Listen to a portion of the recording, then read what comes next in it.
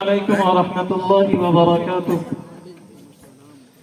الحمد لله وحده والصلاة والسلام على من لا نبي بعده. أما بعد فأعوذ بالله من الشيطان الرجيم. بسم الله الرحمن الرحيم. إن الذين قالوا ربنا الله ثم استقاموا تتنزل عليهم الملائكة ألا تخافوا ولا تحزنوا وأبشروا بالجنة التي كنتم توعدون. وقال تعالى في موضع آخر: اقرأ باسم ربك الذي خلق. صدق الله العظيم. معزز سامعین کرام، پردہ میں بیٹھی میری ماں اور بہنوں، میں مجبوری کے تحت مجھے آپ حضرات کے سامنے آنا پڑا، ورنہ نہ میرا کوئی ارادہ تھا نہ کچھ میں تیاری کر کے آیا ہوں. ویسے ہی مفتی صاحب کو آنے میں تھوڑا دیر ہے، اس لیے مجھے بلا لیا گیا. ہم اور آپ جلسہ کیوں کرتے ہیں؟ جلسہ کرنے کا مقصد کیا ہوتا ہے؟ جو میں نے آپ حضرات کے سامنے قرآن مقدس کی 2 جگہوں کی آیتیں تلاوت کی ہے، ان دونوں جگہوں کے بارے میں تھوڑی تھوڑی گفتگو کروں گا جب تک مفتی صاحب آتے ہیں. پہلی بات میں یہ عرض کر دوں کہ جلسہ کرنے کا مقصد کیا ہوتا ہے. میں آئینہ ہوں، حقیقت بتاؤں گا. میں آئینہ ہوں، حقیقت بتاؤں گا. جس کو برا لگے سامنے سے ہٹ جائے.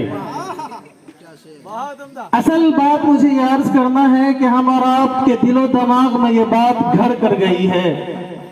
ہم لوگوں نے یہ پیشہ بنا لیا ہے. ہم لوگوں نے اپنے دل و دماغ میں یہ بات ٹھان لی ہے کہ جلسہ صرف اس لیے کریں گے تاکہ ہمارے ذہن کی تفریح ہو جائے.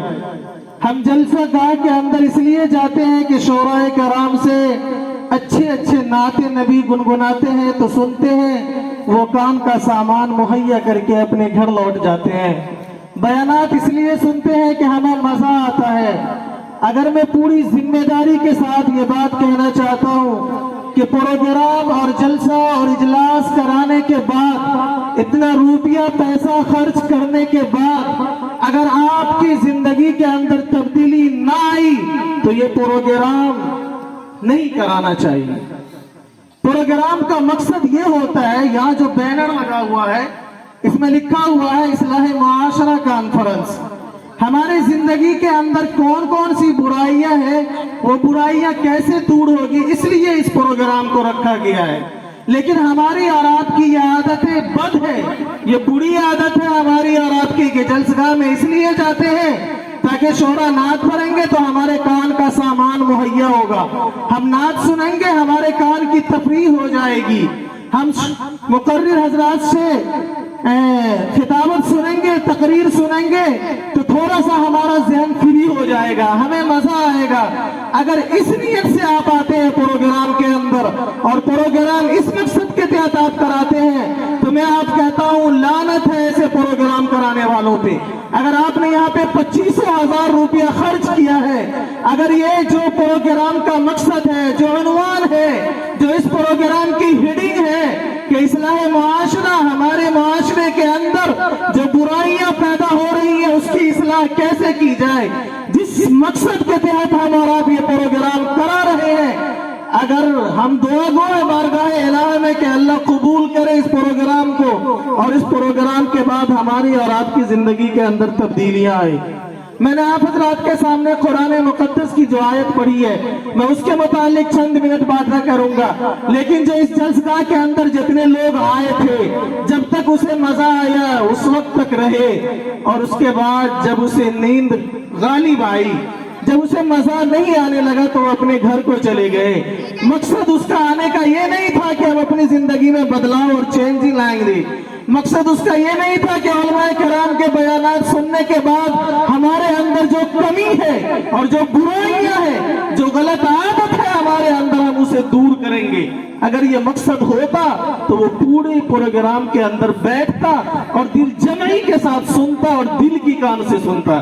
میں آپ کو بتاتا چلوں کہ آقا صلی اللہ علیہ وسلم اس دنیا اندر تشریف لائے تو آقا صلی اللہ علیہ وسلم جب لوگوں کو جمع کرنے کے بعد دین کی باتیں جیسے میں کر رہا ہوں اور علماء کرام کر رہے ہیں، آقا صلی اللہ علیہ وسلم جب جلسہ کے اندر، پروگرام کے اندر، مجلس کے اندر آقا صلی اللہ علیہ وسلم دین کی باتیں کرتے، ہمارے اور آپ کی طرح بھی سننے والے لوگ آیا کرتے تھے۔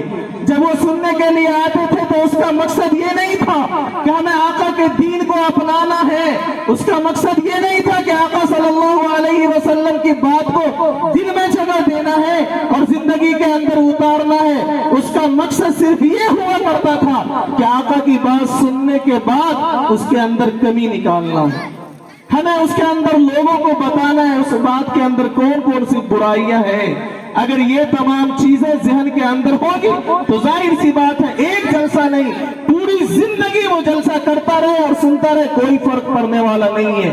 پوری دنیا میں جہاں تک میری عقل کہہ رہی ہے، پوری دنیا میں جتنے بھی مذاہب کے ماننے والے لوگ ہیں، لیکن جتنا پروگرام یہ امت کرواتی ہے، جتنا پروگرام دینی یہ امت یعنی مسلمان کرواتی ہے، عیسائی نہیں کرواتا، یہودی نہیں کرواتا، کرسچن نہیں کرواتا، دنیا کے دوسرے مذاہب کے ماننے والے لوگ اپنی قوم کی اتنی فکر نہیں کرتے ہیں۔ لیکن جہاں تک مسلمان ہمیشہ اور پورے ہندوستان میں، دنیا میں دیکھیں جگہ جگہ اصلاح معاشرہ کانفرنس ہو رہا ہے، امت کو سمجھانے کی کوششیں کی جا رہی ہے، علماء رات کی نیندوں کو قربان کر کے آپ کو دین کی باتیں بتاتے ہیں، آپ بھی رات کی نیندیں قربان کرتے ہیں۔ کون سی آفت آ گئی ہے؟ آپ کو گھر رہنے کے لیے نہیں ہے کہ آپ شبنم میں آگے بیٹھے ہوئے بھیگ رہے ہیں، ٹھنڈی ہوگی، ہو سکتا ہے کل ہو کر کے آپ کی طبیعت بگڑ جائے۔ بیٹھنے کا مقصد کیا ہے اس شبنم کے اندر؟ کہ ہمیں کچھ سیکھنا ہے، ہمیں آقا کی بات جو بتائی جائے گی اسے زندگی میں لانا ہے، ہمیں اس بات کو لانے کے بعد اپنی زندگی کے اندر جو برائی ہے اسے دور کرنی ہے۔ اگر یہ مقصد ہے تو آپ کامیاب ہے، اگر وہ مقصد نہیں ہے تو آپ کا جاگنا بیکار ہے۔ حضرت والا تشریف لے آئے ہیں، میں اپنی بات ختم کرنے جا رہا ہوں۔ میں نے جو قرآن کی آیت پڑھی ہے، اللہ سبحانہ و تعالی ایمان والوں کو بتاتا ہے۔ آج دنیا میں ہم اور آپ شکایت کرتے ہیں کہ ایمان والے رسوا ہو رہے ہیں، ایمان والوں کو بالکل نیچی کی نگاہوں سے دیکھا جا رہا ہے، ایمان والوں کو بالکل حقیر سمجھا جا رہا ہے، حالانکہ ایسا تو اللہ نے قرآن میں نہیں کہا ہے۔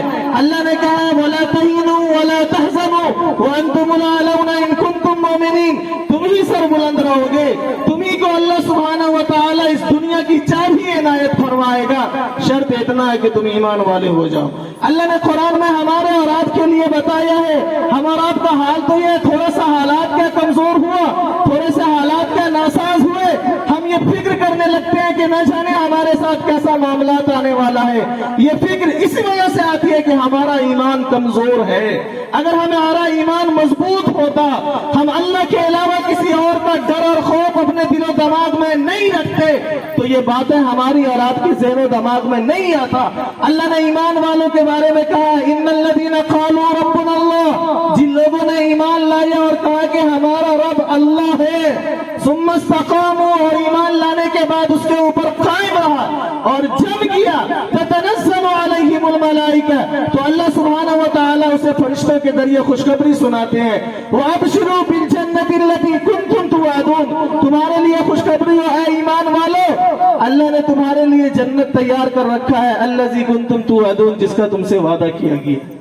اگر ہمارا اور آپ کا ایمان مضبوط ہوتا، حالات چاہے جتنے بگڑ جائے، حالات چاہے جتنے ناساز ہو جائے، ذرہ برابر بھی اگر آپ کے دل و دماغ میں یہ بات آتی ہے، میں ذمہ داری کے ساتھ کہنا چاہتا ہوں، اگر آپ کے اوپر حالات ناساز ہوتے ہیں تو ایک سیکنڈ کے لیے یہ مت سوچنا کہ اللہ کے علاوہ کسی اور کے اندر طاقت ہے، اللہ کے علاوہ کوئی اور ہے جو چاہے کر سکتا ہے۔ اگر آپ کے دل و دماغ میں ایک منٹ کے لیے یہ بات آتی ہے تو آپ کا ایمان کمزور ہے۔ ابھی آپ لوگوں نے دیکھا ہوگا، سنا ہوگا، اور بہت سوشل میڈیا پہ بڑا وائرل ہوا ہے، کرناٹکا کے اندر ایک ہماری بہنوں کی طرح ایک لڑکی نے ایسے حالات میں، جب حالات بالکل ناساز چل رہے ہیں، جہاں ماں بہنوں کی عزتیں محفوظ نہیں ہے، جہاں قتل کر دینے کے بعد مقدمہ تک درج نہیں ہوتا، جہاں عورتوں کی عزتوں سے کھیلنے کے بعد قید ہونے کے بعد اسے رہا کر دیا جاتا ہے اور اسے مجرم نہیں ٹھہرایا جاتا ہے.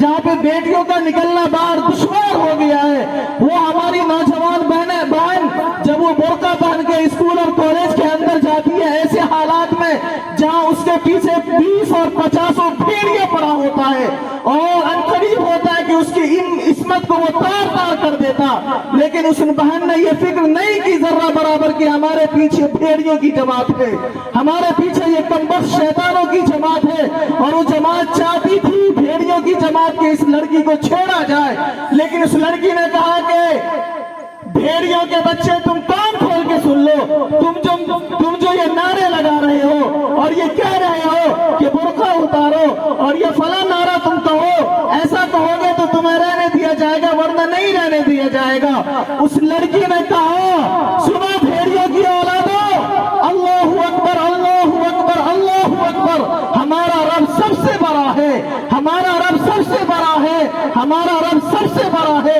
تم ہمارا کچھ بگاڑ نہیں سکتے ہو. یہ جملہ اور بہادری اس لڑکی نے کیوں دکھائی؟ اس لیے کہ اس لڑکی کے اندر ایمان زندہ تھا، اس لڑکی کے اندر اللہ کے علاوہ کسی اور کا خوف نہیں تھا. اسے معلوم تھا کہ ہمارے رب کے حکم کے بغیر جب کتا حرکت نہیں کر سکتا ہے تو یہ بھیڑیے اور کتے کے بچے ہمارا کیا بگاڑ سکتے ہیں. اس لڑکی کے دل و دماغ کے اندر اللہ کے اوپر یہ یقین تھا کہ جب تک ہمارا رب نہیں چاہے گا یہ بھیڑیوں کی جماعتیں ہمارا کچھ نہیں کر سکتی ہے.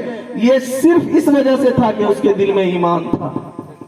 جب ایمان آدمی کا مضبوط ہوتا ہے حالات چاہے جتنے ناساز ہو جائے وہ حالات سے گھبراتا نہیں ہے. اگر اس کے سامنے معاملات یا حالات آتے ہیں تو وہ بالکل چٹان کی طرح کھڑے ہو کر مقابلہ کرتا ہے اور دنیا والوں کو کہتا ہے کہ جس رب کو ہم ماننے والے ہیں وہ چاند بنایا ہے، وہ سورج بنایا ہے، وہ زمین اور آسمان بنایا ہے، اس رب کی اگائی ہوئی زمین کی روزی تم کھاتے ہو، تم ہمارا کچھ بگاڑ نہیں سکتے، اس لیے کہ ہم اس رب کے سامنے جھکنے والے. جب یہ ایمان مضبوط ہوگا قالوا ربنا اللہ ثم استقاموا، ایمان لانے کے بعد جب اس پہ ہم جم جائیں گے، جب ایمان ہمارے دل و دماغ میں گھر کر جائے گا، بیٹھ جائے گا، تو ذرہ برابر بھی حالات چاہے جتنے ناساز آ جائے اس کے اندر گھبراہٹ نہیں آتی. بنی اسرائیل موسیٰ علیہ السلام کے مقابلے میں فرعون جیسا ظالم بادشاہ مقابلے میں جادوگر کو بلایا، تقریباً 70,000 جادوگر کو، اور جو وہ جادوگر کو بلایا تو اس سے معاہدہ ہوا کہ تم موسیٰ سے جب جیت جاؤ گے تو تم کو یہ دیا جائے گا، پیسے پہ یا کسی چیز پہ اس سے معاہدہ ہوا تھا. وہ موسیٰ علیہ السلام کے مقابلے میں 70,000، اور دوسری جگہ یہ ہے کہ 1,00,000 تقریباً 20,000 یہ جادوگر تمام آئے موسیٰ علیہ السلام سے مقابلہ کے لیے. اور یہ سب کو پتا ہے کہ موسیٰ علیہ السلام کو اللہ نے فتح و کامرانی عنایت فرمائی. اس کے بعد ان جادوگر جو آئے تھے موسیٰ علیہ السلام سے مقابلہ کرنے وہ سب کے سب ایمان لے آئے. اس کو اللہ نے ایمان دے دیا اس کے دل و دماغ کے اندر. تو قرآن نے اس کے بارے میں کہا ہے فرعون جیسا ظالم بادشاہ، قرآن اس کے بارے میں بتاتا ہے کہ جب وہ لوگ ایمان لے آئے تو فرعون نے کہا لَأُقَطِّعَنَّ أَيْدِيَكُمْ وَأَرْجُلَكُمْ وَلَأُصَلِّبَنَّكُمْ أَجْمَعِينَ. جن کو میں نے جادوگر کو بلایا تھا تم لوگ ایمان لے آئے ہو، موسیٰ کے دین کو اپنا لیے ہو اور موسیٰ کے رب کو تم اپنا رب مان لیے ہو. لَأُقَطِّعَنَّ أَيْدِيَكُمْ موسیٰ کے دین سے پھر جاؤ اور موسیٰ کے رب کو رب ماننے سے انکار کر دو. لَأُقَطِّعَنَّ أَيْدِيَكُمْ اگر تم ایسا نہیں کرو گے تو تمہارے ہاتھ کاٹ دیے جائیں گے. وَأَرْجُلَكُمْ اگر تم نہیں پھرو گے موسیٰ کے دین سے تو تمہاری پاؤں کو کاٹ کر کے تمہیں لنگڑا بنا دیا جائے گا. لَأُصَلِّبَنَّكُمْ اگر تم موسیٰ کے دین سے نہیں پھرو گے اور موسیٰ کے رب کا انکار نہیں کرو گے تو تم تمام کو سولی پہ پھانسی کے پھندوں پہ چڑھا دیا جائے گا. لیکن وہ لوگ تو چند دن ہوا تھا ایمان لائے ہوئے، لیکن وہ لوگ ایمان لانے کے بعد ایمان پہ جم گئے تھے، ایمان اس کے دل میں گھر کر گیا تھا. وہ تمام جادوگر نے کہا فرعون جیسا ظالم بادشاہ سے کہ سن لو ظالم بادشاہ فرعون، ہم نے موسیٰ کو نبی مانا ہے اور موسیٰ کے رب پہ ایمان لائے ہیں، تم ہماری ہاتھیں کاٹو ہمیں کوئی فرق نہیں پڑتا ہے، ہم موسیٰ کے دین کو نہیں چھوڑ سکتے ہیں، ہم موسیٰ کے رب کا انکار نہیں کر سکتے ہیں، تم ہمیں پاؤں کاٹ کے لنگڑا بنا دو ہمیں کوئی فرق نہیں پڑتا ہے، ہم موسیٰ کے دین کو نہیں چھوڑ سکتے ہیں اور موسیٰ کے رب کو ہم رب مان لیے ہیں، تم ہم تمام کو سولی پہ کیا تمام کی گردنیں کاٹ دو، جو جی میں آتا ہے کر دو، ہم موسیٰ کے رب کو رب مان لیے ہیں، اب ہم ہمیشہ مانتے رہیں۔ یہ کس بنا پہ تھا؟ فرعون جیسا ظالم بادشاہ کے سامنے یہ کس بنا پہ یہ الفاظ نکلے؟ کس بنا پہ؟ صرف اس بنا پہ کہ اس کے دل میں ایمان مضبوط تھا۔ وہ لوگ ایمان لانے کے بعد اس پہ جم گئے تھے، اس کے دل میں ایمان اتنا مضبوط تھا، اسے پتا تھا کہ یہ فرعون جو اپنے آپ کو انا ربکم الاعلی کہتا ہے کہ ہم سب سے بڑے رب ہیں، ہم ہی اللہ ہیں، ہمارا اللہ ایک ہے جو آسمان اور زمین پوری دنیا کا مالک ہے، اس کے علاوہ دوسرا کوئی اللہ نہیں ہو سکتا ہے۔ جب اللہ نہیں چاہے گا یہ فرعون ہمارا ایک بال بھی باقی نہیں کر سکتا ہے، صرف اس وجہ سے کہ ایمان اس کے اندر مضبوط تھا۔ استاد اب تشریف لے آئے، میں نے جو دوسری آیت پڑھی ہے بس 2-3 منٹ اس آیت کے متعلق میں بات کر دیتا ہوں۔ میں نے دوسری آیت جو پڑھی ہے، قرآن جو پوری دنیا کے لیے سراپا ہدایت اور رحمت ہے، جو قرآن ہماری اور آپ کے لیے نہیں بلکہ پوری دنیا کے لیے گائیڈ بک ہے، جو پوری دنیا کے لیے ہدایت کا ذریعہ ہے، جو خود ایک معجزہ ہے۔ آقا صلی اللہ علیہ وسلم کے اوپر جب اس قرآن کا نزول ہوتا ہے، آقا صلی اللہ علیہ وسلم 40 سال کی عمر کے بعد جب یہ قرآن پاک کا اللہ سبحانہ وتعالی نزول فرماتے ہیں تو اللہ فرماتا ہے پہلی آیت جو اللہ کے نبی صلی اللہ علیہ وسلم کے اوپر اترتی ہے وہ یہ ہے کہ اقرأ۔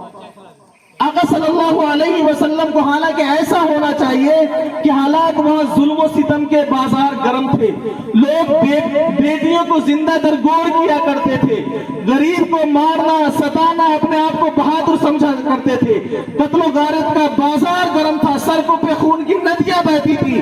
حالانکہ ہونا تو یہ چاہیے تھا کہ آقا صلی اللہ علیہ وسلم پہ قرآن کی پہلی آیت یہ نکال اللہ سبحانہ وتعالی نازل فرماتا کہ آمنوا باللہ، اے نبی آپ کہیے لوگوں سے کہ ایمان لائے اللہ کے اوپر، وحد اللہ، اللہ کو ایک مانے۔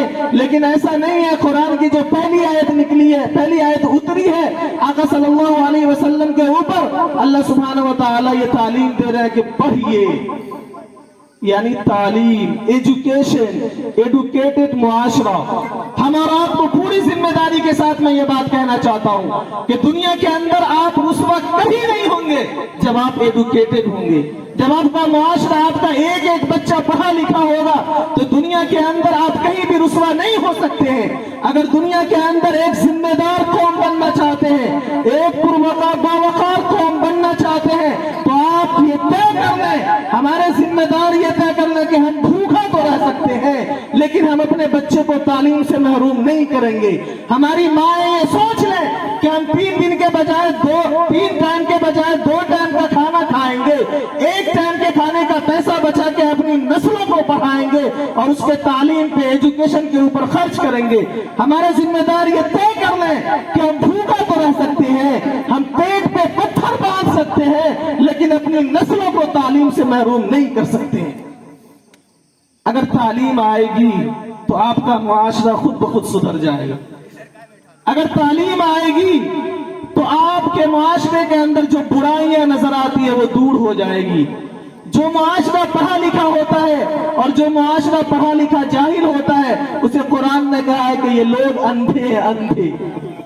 جو پڑھا لکھا آدمی نہیں ہے اسے قرآن نے کہا کہ یہ اندھے ہیں، اندھے۔ قل هل يستوي الظلمات والنور، آقا صلی اللہ علیہ وسلم کے اوپر قرآن جو نازل ہوا اسی قرآن میں یہ لکھا ہوا ہے کیا پڑھے لکھے، کیا روشنی اور تاریکی برابر ہو سکتی ہے؟ قل هل يستوي الذين يعلمون والذين لا يعلمون، کیا جو لوگ جانتے ہیں اور جو نہ جانتے ہیں وہ برابر ہو سکتے ہیں؟ اگر زندگی کے اندر انقلاب لانا چاہتے ہو، اگر زندگی کے اندر زندہ قوم بننا چاہتے ہو، اگر زندگی کے اندر اور دنیا کے اندر سر کو اونچا رکھنا چاہتے ہو، اگر چاہتے ہو کہ اس دنیا کے اندر حکومتیں ہماری بھی باتیں سنیں، حکومتیں میرے تلوے پہ آ کے گرے، تو آپ کو اپنے معاشرے کے اندر اپنی نسلوں کو تعلیم دینا پڑے گا۔ اگر آپ یہ چاہتے ہیں کہ ہم اچھا آدمی کہلائیں، آپ یہ چاہتے ہیں کہ ہم اچھا باپ کہلائیں تو اپنے بیٹے کو ایجوکیٹڈ بناؤ. اگر آپ یہ چاہتے ہیں کہ ہمارا معاشرہ صاف ستھرا ہو، پڑھا لکھا ہو، بات کرنے کی تہذیب ہو ہمارے بچوں کے اندر، اس کا واحد راستہ ہے کہ اپنے بچوں کو تعلیم سے جوڑیں. آپ اپنے بچوں کو مدرسہ یا اسکول سے جوڑیں. آپ اپنے بچوں کے اندر چاہے آپ کو جو قربانیاں دینی پڑے آپ وہ قربانی دیں، لیکن اپنے بچوں کو جاہل نہ چھوڑیں. جب اللہ کے نبی صلی اللہ علیہ وسلم کے اوپر یہ آیت آئی اقرا، پڑھیے، کیا پڑھیے؟ بسم ربک. کون سا علم سیکھیے آپ؟ کون سی پڑھائی کیجیے آپ؟ وہ پڑھیے جو تعلیم آپ کو رب کا تعارف کروائے. کون سی تعلیم پڑھیے آپ؟ کیا پڑھیے آپ وہ پڑھیے جو آپ کو زمین اور آسمان کے بنانے والا رب کی معجزات کو دکھائے. آپ وہ تعلیم پڑھیے جو آپ کو زندگی جینے کا سلیقہ سکھائے. آپ وہ پڑھیے جو آپ کو جو انسان ہے اس کے اندر انسانیت ڈالنے کا طریقہ سکھائے. کیا پڑھیے؟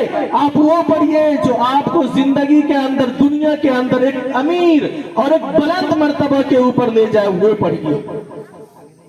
آج بات تو بہت ساری دل میں آ رہی ہے، لیکن استاد اختر تشریف فرما ہے. آخر میں ہم ایک بات عرض کرنا چاہتے ہیں، جن لوگوں نے یہ پروگرام کروایا ہے مبارک ہو آپ کو. ہم دعا گو ہیں کہ اللہ تعالیٰ آپ کی محنت کو قبول فرمائے. لیکن ایک بات ضرور طے کریں، بڑی قیمتی پرمغز خطابات ہوئے ہیں اس جلسہ کے اندر. آپ اس اٹھنے کے بعد یہاں سے جو آپ نے سنا ہے، آپ نے جو راتوں کی نیندیں قربان کی ہے، تو چینجنگ آنی چاہیے. اگر آپ کے اندر بدلاؤ نہیں آیا تو راتوں کو جاگنا بھی بیکار ہے. ہم دعا کرتے ہیں کہ اللہ سبحانہ و تعالی ہم اور آپ کو کہنے سے زیادہ عمل کی توفیق عنایت فرماوے. آمین. وآخر دعوانا الحمدللہ رب العالمین.